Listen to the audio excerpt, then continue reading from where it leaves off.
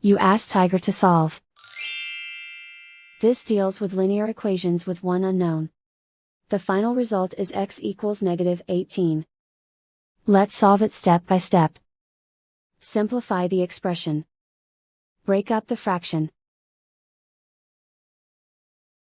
Find the greatest common factor of the numerator and denominator. Factor out and cancel the greatest common factor.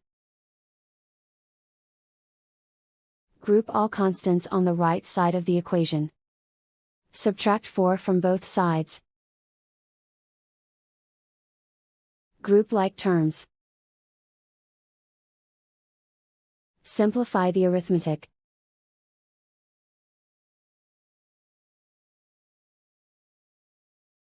Isolate the x. Multiply both sides by 2. Group like terms. Multiply the coefficients. Simplify the fraction.